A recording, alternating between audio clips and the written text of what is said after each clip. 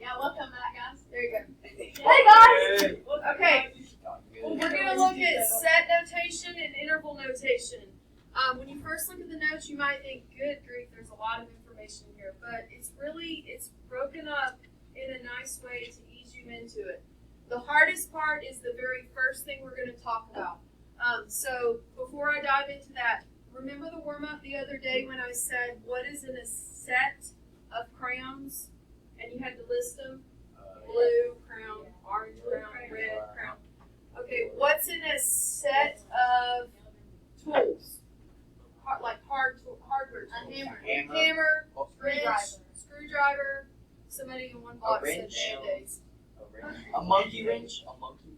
Yeah. All right. So my question is, I'm trying to make you understand that if I say what's in a set, bless you. If I say what's in a set of something, your natural instinct is to start listing items, right? Okay. What's in the set? Let's see who was listening. Of natural numbers. 1, 2, 3, 4, 5, 6, Okay. 7, 8. You feel like a band director. That's enough. Good. Very good. What's in a set of whole numbers? 0, 1, 2, 3. Nice. Okay. Looking at this. This is called set notation. It's a way to talk about a set of objects, numbers, without having to write out the complete sentence, because we're all about like less is more, right? So if you look up here, this is breaking down. Look at all these arrows. You may have to look on your paper. It may be more clear. It's breaking it down for you, letting you know what each part means.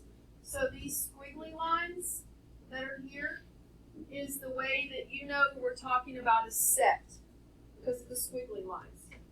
And then inside it, so it's the set of, it's pointing to this X, all real numbers X, real numbers. Do you know what a real number is? Real number includes everything except imaginary. Well, what's That an makes imaginary sense. number? There are imaginary numbers. Real numbers is any number that imaginary numbers. 3i, 2i, negative I. What do you hear? 3x. No. I for imaginary. What do you think the I means? Imaginary. Imaginary. 3 imaginary. You're gonna get to the point where you learn about imaginary numbers, but right now we're dealing with just real numbers, which means any number you can spit out and say. Okay, rational or irrational, it's a real number. All right, so we've got all real numbers X. This vertical line right here stands for the phrase such that. Stay with me. Stands for the phrase such that, meaning you're setting a condition. And then notice this last part, X is less than A. That's the inequality. All right, here's what I want everyone to do. Take your pencil and over here, I want you to start writing that entire sentence right here. The set of all real numbers. I'm abbreviating numbers. All real numbers X, such that X is less than A. Such that X is less than A.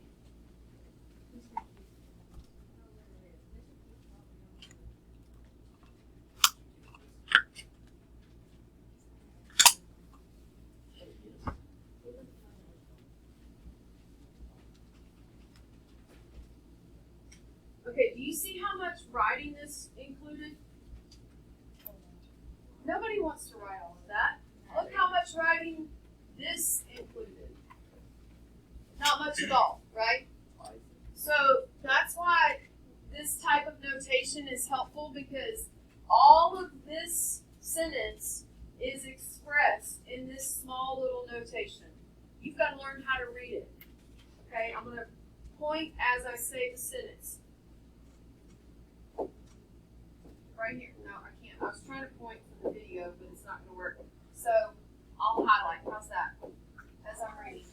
So this squiggly tells me the set of all real numbers x such that x is less than a. You see how I was highlighting as I read it so you would see how to read it? You're going to practice this and you're going to learn how to write this and learn how to read it. And the good news is, while you may be looking at it and you might be thinking, oh, A1, really? That's what you start with? This part, I'm trying to highlight just this. There we go. The part that I just highlighted is the only part that changes for right now. The part that I highlighted is the only part that actually changes for now. Eventually, more change. But right now, let's just practice this one method. So that means this little last part where you're actually saying what's the inequality, that's the only part that you have to stop and think about, okay? So come down here. Let's put it into practice. I don't expect you to know it yet. We haven't even practiced it. So you may still be confused. That's okay. We've got the words, we've got the set, and then we've got the graph. They all mean the same thing. We're going to fill in this chart. So look at it. The set of all real numbers x such that x is greater than or equal to 1. So, squiggly marks to say the set of all real numbers x such that x is greater than or equal to 1. And then, of course, I've graphed it. You see it? I want you to try. Come down here to this first example. You have the sentence, and then of course you have a blank graph if you want to graph it first, and then you can write the inequality.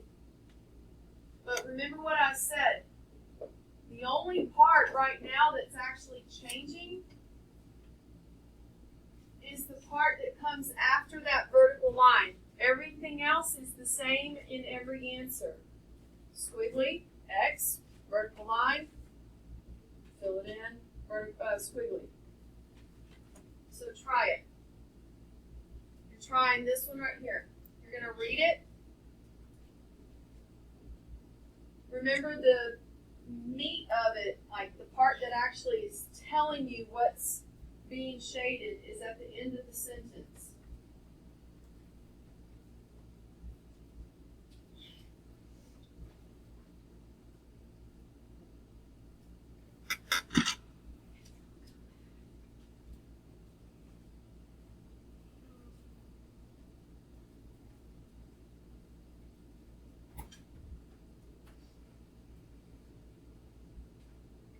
Now link to a neighbor and compare answers.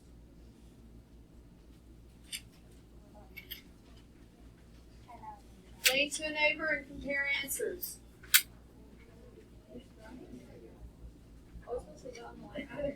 Yeah, do the line graph too, if you don't mind.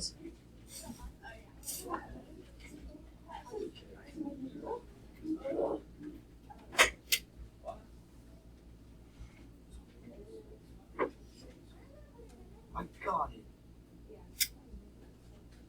Did you get, so the set of all real numbers x such that, so the only part that I have to actually think about is when I get to here, right? I meant to highlight it. That's the only part where my mind has to be like, okay, this is what changes from problem to problem. So it starts out squiggly, x, all real numbers, such that, and it says x is less than -2, x is less than -2. Let's go. And then I'll go, what type of circle on -2? Open. Open, and I'm going left. Yes. So what you've just done, here's why this is important. Why do I need to do this? This is so stupid. Well, if you look at it, if I look at this number line where I just shaded, I shaded an open on -2, and then I shaded to the left, right? I'm not representing all of my answers because doesn't the number line keep going? But I can't sit here and graph it all, can I? Like won't it keep going and I keep shading. So by writing it like this, you're saying, hey, it's every number less than -2. Every number, any number you can think of less than -2 is the answer. That's why this is important. I would love for you to try the 3 that are left. This time they're giving you the fancy notation, and it's asking for you to write the sentence and to graph it. Remember, we said the sentence starts out the exact same until you get to the part where you're reading the inequality. That's when it changes.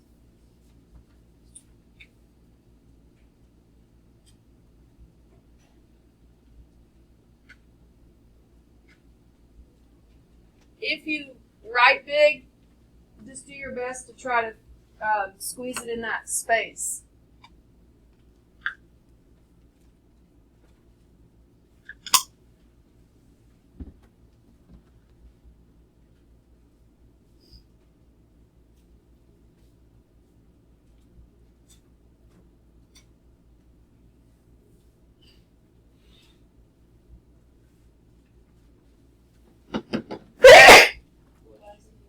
Thank you.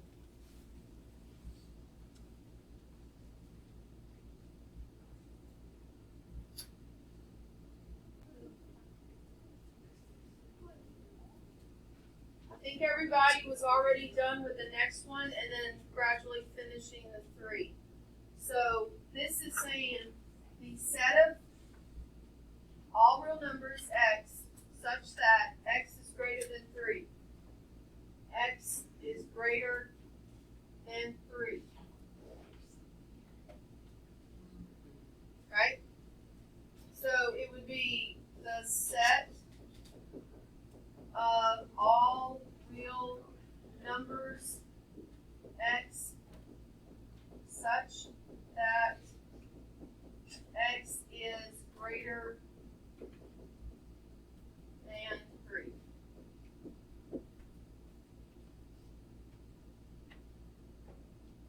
If you did not get that right and you don't understand why, like first of all, try to see if you can figure out, oh, I know what I did wrong. That's great. If you can figure out what you did wrong, that's the learning process, okay? If you cannot figure out what you did wrong, lean to a neighbor. Then if that doesn't help, ask me. That's what I'm here for. This one is on 0, closed, and going what direction? Left. So all real numbers x such that x is Less than or greater to 0. less than or equal to. Yeah, I knew. Sorry. I knew what you. I know you meant it. So over here it would be all that verbiage that we said is the same every time, and then it would be such that x is less than or equal to 0.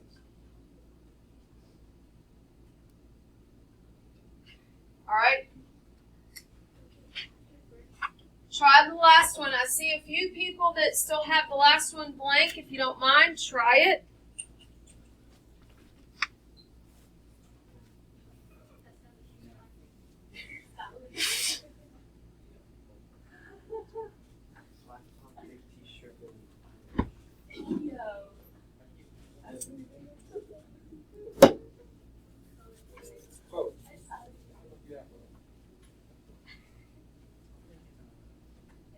Okay, listen. I hope you're starting to kind of loosen up about making mistakes because like I said already multiple times, this is the place to make the mistakes, right? Make sure you're making your mistakes in here. All right, the set of all real numbers x such that x is greater than -5. Did you get this?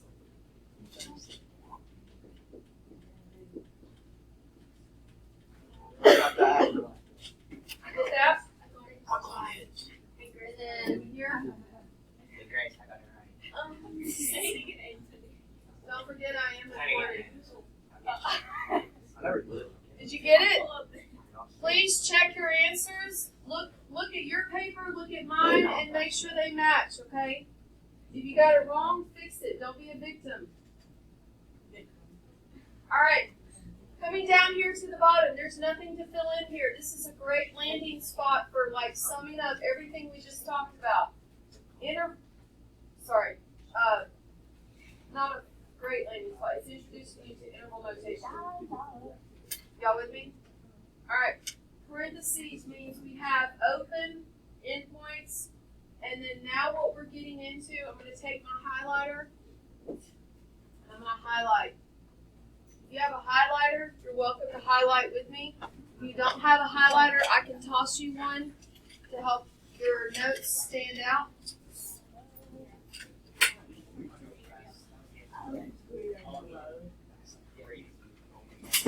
Wow. Y'all are embarrassing. Oh, don't forget I am recording. Yeah, that's it. I'm going to go to the back first. One head of the bag, bro. That was too short. That was too short. This might be pictures. Hold on. Hey. Welcome back to my YouTube channel. Today we're going to be Make sure to like, subscribe, and hit that bell. And comment. Don't forget to comment. If you're good part of the video, leave a timestamp down below. All right, we're looking at interval notation. Just a very quick reminder. Up here at the top, we did set builder notation. You may want to add this to your notes because I'm kind of digging it, what I came up with earlier. But when you draw the squiggly bracket, like the squiggly bar, for set notation, it's very similar to drawing an S, right? Because it's a bunch of squigglies. So maybe do that to help you remember that when you read to write the set notation, we're talking about the squigglies. Very technical term here. Also, it means you're going to be writing the letter X. It means you're going to be writing the inequality signs. You have learned the hardest type of notation first. We're going to move now to the interval notation, which I find to be way easier. Let's come over here and write our little, here's how you remember. Let's draw an I with just the bracket, and then maybe either lightly or with dots finish the I so you know it is an I. And we're going to spell the word interval. So that way you'll remember that interval notation is going to involve brackets or possibly parentheses. Right? The bracket doesn't have to be in every one of them, but this is where you have to ask yourself, is it a bracket or is it a parenthesis? Now, down here at the bottom, there's nothing to actually do. These are 4 examples to teach you the difference of what it looks like. We've got an example of a bounded graph, open-ended graph running to the left, and open-ended graph running to the right. So we've got all 4 scenarios here. So you've got the graphs, and then you've got the interval notation. Notice right here it says that you're going to use parentheses when it's an open endpoint. I want you to put parentheses around the word open. You're going to use parentheses if it's an open circle, an open critical value. Then I want you to put brackets around the word closed. You're going to use closed or brackets around closed values. So let's look at this. Here we go. Look at this graph. This graph is saying, hey, you're going to use every number from -3 to 5. But don't actually include -3. Don't actually include 5. Do you notice that those are open? It's kind of hard to see. Let me do this. Does that help? A little bit. And that's it. Okay. So if I'm writing the interval notation to represent the shaded section, my small number, it starts with -3, it runs to 5. Those are both open. So here's the interval notation. When you first look at it, it looks like a coordinate point. It's not a coordinate point if we're talking about a solution set. We're saying that all of the answers that we are wanting to talk about run from -3 to 5. you may want to make a note right here. Read from left to right. You read interval notation from left to right. Small number to big number. Makes sense, right? Alright, let's look at the other bounded one. The only difference in here, besides the numbers, is they changed the critical values to now actually include those numbers. So I will use brackets. So, -4, 2, 1. And then that's the answer. You see that? Some people, I've noticed some people like to draw like what it's actually doing on the graph, and if you want to do that, if that helps you, that's fine. So those are examples of when it's bounded. So if it's bounded, like has a start, has a stop, then that means it's number to number, right? But when it's unbounded, meaning it goes in one direction and then highlight, like the arrow is highlighted. This means it's going towards either negative infinity or positive infinity. The only way to answer the question of which one is it is literally looking at the direction of the arrow. This is going left, meaning it's counting down, which means it's going towards what? Negative infinity. It really helps to label your number line like that. So then when you go to write your interval notation, you already see it. Negative infinity, 2, 1. There's the answer.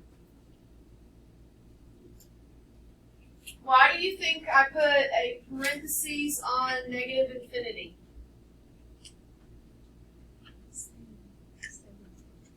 Why do you think I put a parentheses on negative infinity?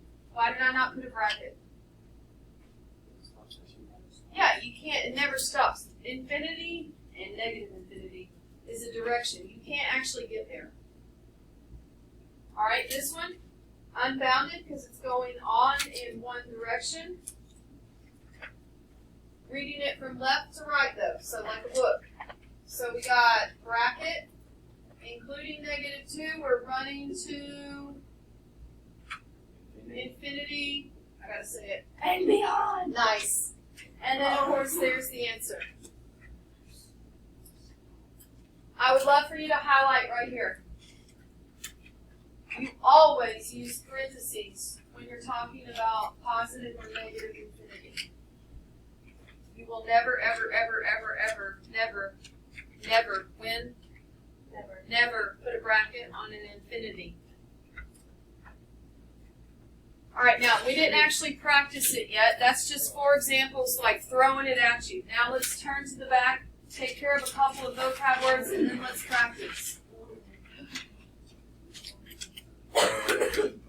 When you go to the back, actually let me adjust mine because I don't think you have this word. I don't have it. There we go. Alright, a couple of vocab words to go along with this. When we have a bounded like solution set, bounded, meaning it starts here and stops here, then it's called an intersection.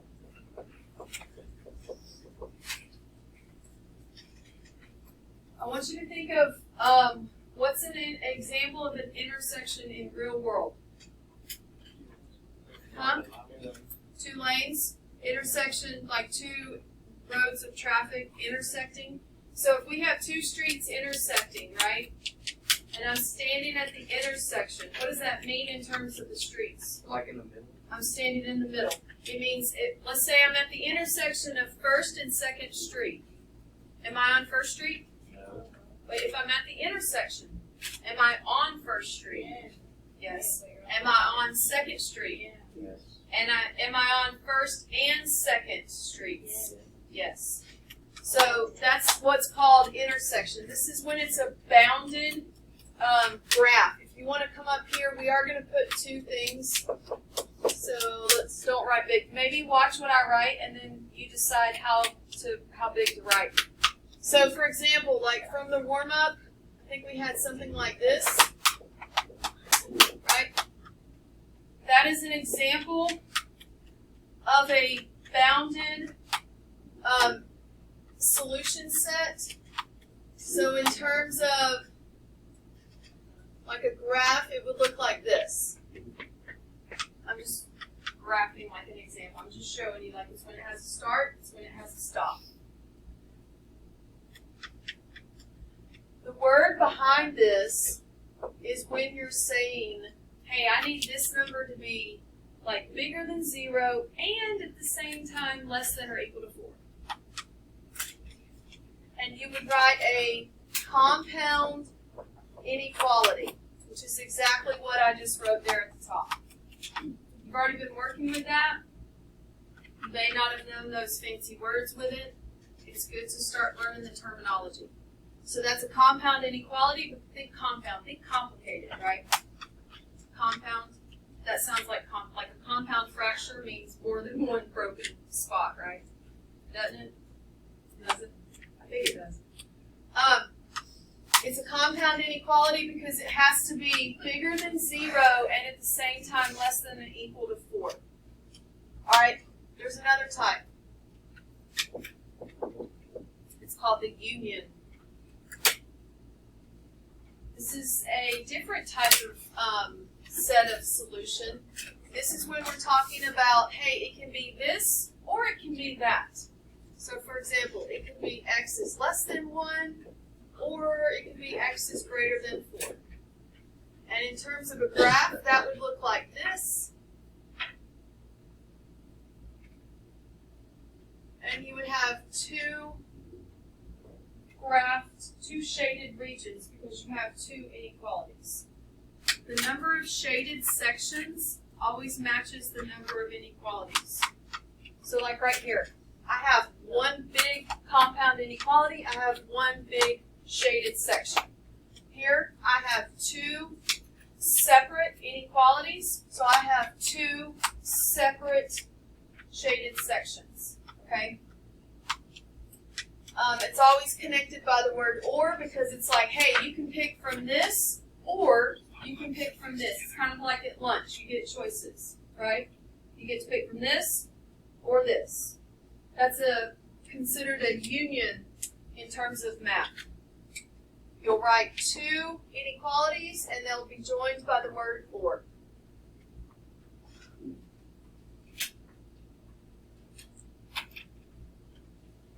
Okay, let's practice. Right here is a example. I was going to write EX, but it's already there. This is where it's written out in words. Here's a blank graph, and we're going to answer in set notation, then interval notation. If you need to remind yourself, set, remember, means squiggly. Interval means could be a bracket, or it could be in parentheses. It just depends on the circle. Okay, the set of all real numbers x, such that they're greater than or equal to 1 and less than 5. So when you first read it, greater than or equal to 1 and less than 5. There's a lot going on here. Here's the key word I need you to find. You might be saying, well, there's the word or, but then there's the word and as well. And you might be thinking, all right, Ms. Holcombe, you just threw both words at me. How am I supposed to know? Do you notice how and comes after a number? That's because this entire expression is referring to one inequality. It's saying greater than or equal to 1. Do you know what that symbol looks like? X or greater than just that. So top left, top right, bottom left, bottom right. Bottom right. Bottom right. So that whole expression is actually just one inequality. This is the key word right here. I want you to box it in. Because now it's saying, hey, it's greater than or equal to 1, and it's less than 5. You see the difference there? Now I hear that there's two inequalities, but we're bounded by the word and, which means this is a example of this one right here, where we have a minimum value to a maximum value. and we're shading in between. So let's graph it. We've got greater than or equal to 1. So go to 1. I'm going to go ahead and put an open circle just to kind of mark it. And now I'm going to ask myself, I'm going to the right or left? It says greater. Count greater. To the right. To the right, but then it says or equal to, so what do I do to the circle? I'm going to close it. So I would be going to the right. I'm just going to go a little bit. Now I'm going to come up here and see where my top bound is. This says what? Less than 5. So I'm going to go to 5, open, and now I know I'm in between. Now I know I'm in between. Like sharp markers to well, you're also standing right where the right. Marker.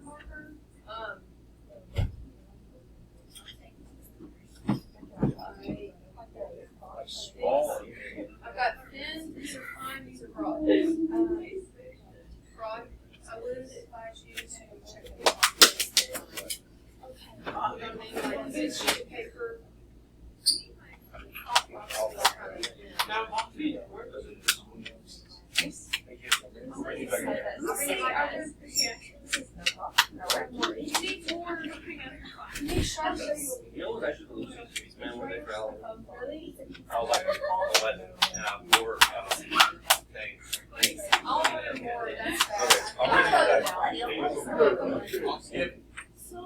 Alright. I would love to see you practice writing the set notation and the interval notation. Write it as an inequality. Write it as an interval. I'll help you on this when we get to that one, or when we got more practice, so I'll help you. So set notation, remember that's the squiggly X bar. That's the beginning. This means the set of all real numbers X such that. And now we've got to write this as a compound inequality, exactly like your example up here, right? Remember I told you the arrows, the inequality signs, when it's bounded, they always face that same direction. So this is 1. Watch how I do this, y'all. I skip some space to 5. 1 to 5. Where's my shaded section? In the middle. So where's X go? In the middle. And the arrows, I say arrows because it's the inequality sign. They are pointing. They will always point like that when it's bounded, because that's what represents, hey, I need you to be bigger than this number and at the same time less than that number. And then now I need to adjust it because this circle is closed, so I'm going to put a line there. Wait, less than 8 is greater than 8. You're right. Who am I talking to? Great point. When you read it from the left to the right, that is a less than or equal to sign. But because it's a compound inequality, always read it from the X, because the X is saying where you're shading. So from the X, if you come to the middle, if I'm reading it from the X, it's actually greater than or equal to 1, back, and less than 5. You see it that way? Does that make sense? Always read it from the X. Don't read the inequality sign from left to right when it's compound, because then it's going to throw you off. So like this is saying from the X, shade bigger or equal to 1, and shade less than 5. You see that? It'll get better with practice, and that's a great point. Always read it from the X, and you'll never get it wrong. Now let's write the interval notation, which now you can see why I love interval notation, because it's just short, sweet, to the point. We are just going from 1 to 5. It may be easier to look up here. That is a bracket to a, what? Parenthesis. 1 to 5.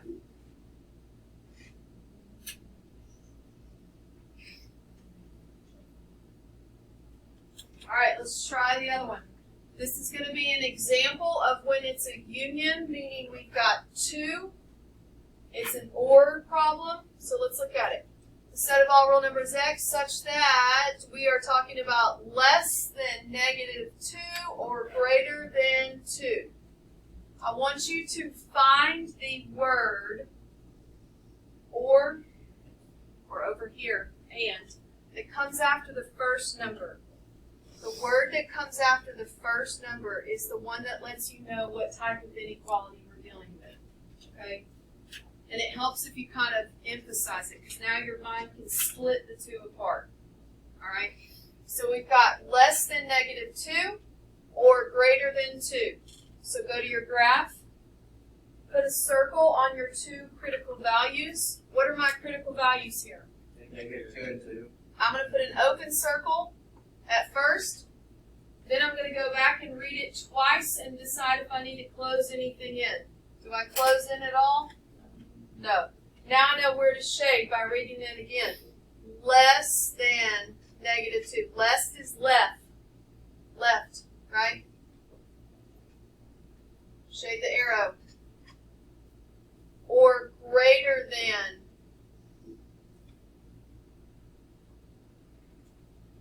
Now we're going to write this in set notation. Well, how many shaded sections are there? 2. So how many inequalities will I write? 2. So let's go. Start it out. Back it up a little because it's going to be a little longer. We got squiggly, X, bar.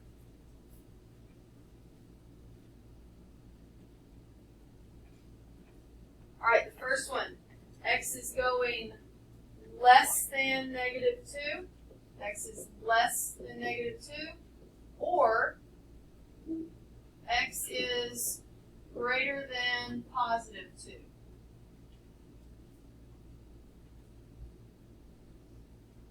We got less than -2 or greater than +2. Now we're going to do interval notation. If I had 2 shaded sections, if I had 2 inequalities, how many interval notations will I have? 2.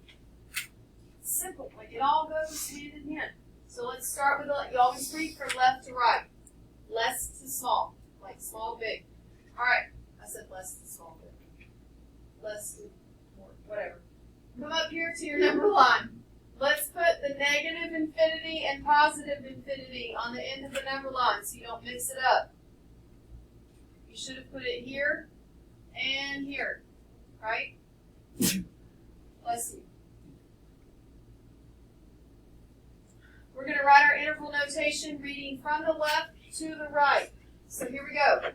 We got negative infinity stopping at -2. I'm going to show you the advanced version. Technically, you can put the word or here. I want you to draw a really big U with no tail. What do you think the U stands for? Union. Union. Makes perfect sense. I love that. Everything's so straightforward. The U means union. If you don't like the U, you can use the word or. But eventually, higher level math, you need to know the word union. Okay? I like to think of it as like, you know, I told y'all about my dad married and then he had my stepmom had kids with a previous marriage, so the union of our family meant like me and my step siblings. You know what I mean? So it's this and, or not and, but union with this. So here we go. 2 to infinity and beyond.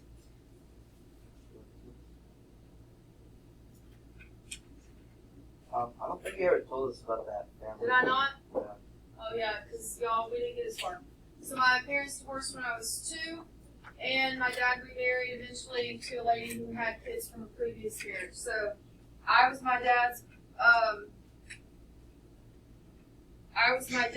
child, and then my dad married, and then my step brother and sister.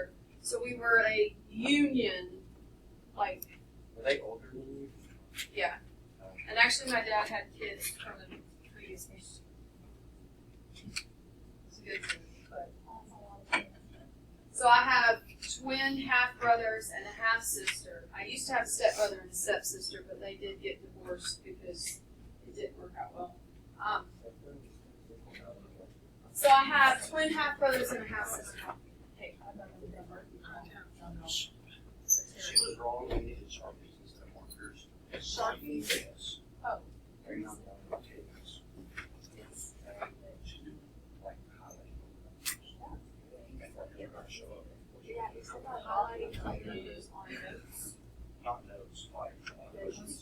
I mean, I have my Sharpies.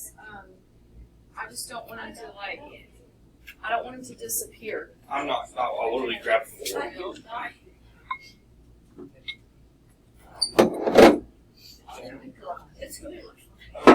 All right. Hey, now we're to the part where we don't have anything new. We're down here where I need you to do the 4 practice. Three. Yep. 3 practice problems. Notice this top one is already done. Come right here and put EX. Like it's already done. Here's the words, here's the set, here's the interval, here's the graph. It's already all done. I want you to do the 3 practice problems. Yes, I can. Give me 1 second. Do the 3 practice problems. You're writing the set notation, the interval notation, you're graphing it, or on that last one you're writing the words. And you can just write the part that, like the actual part that changes. Don't lose it. Count how many you have. How many do you have? 7? Okay.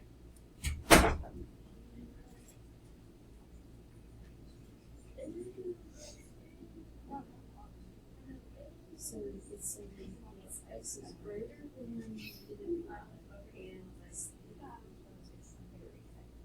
and so find that word that comes out in the first box. That's letting you know you've got it bounded.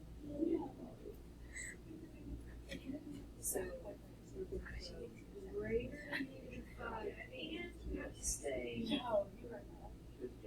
See it now? It's like meeting both conditions. Less than or greater than 6. Yes. Yes. Find that key word that comes after the first number. That's how you know if it's an and or an or.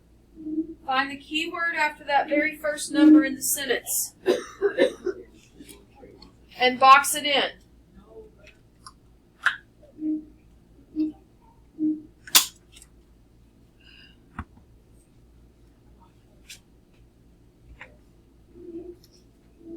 Find the keyword after that first number, and then box it in.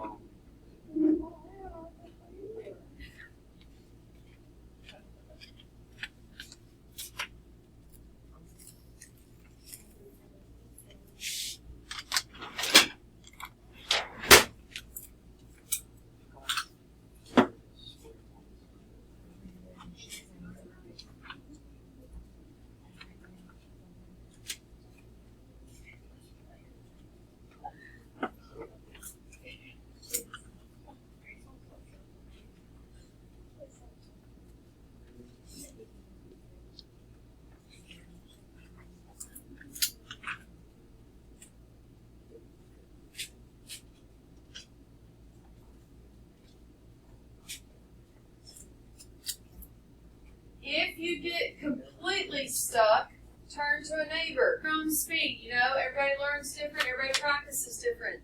And some people may have it, some people may need my help.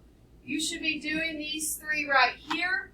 I'm going to let you check your answers. If they are just a little off, then I'm going to, say, hey, right here, it's actually this.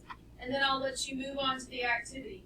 If it's more than off, then I might stay a little longer to try to make sure you really grasp it, okay? This is your free practice before you actually get a grade based on what you know, all right? The bottom. Now up here mine's blank, but on yours I intentionally put yours copied where everything's already in there.